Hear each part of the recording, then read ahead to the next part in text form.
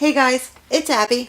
Today's video is showing you what I won in a giveaway. Yes, I won. This was a special giveaway. This is a YouTuber. She's such a lovely, lovely lady. Her name is Darla Rodriguez. Her information will be linked down in my description box.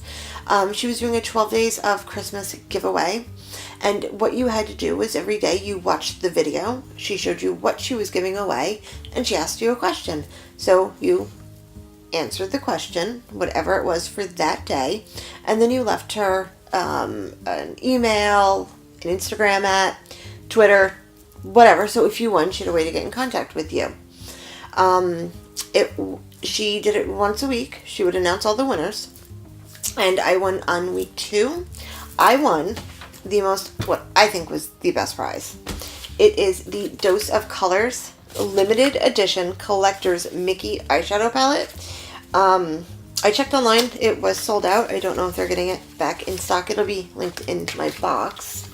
Just wanted to show you guys. It is so cute.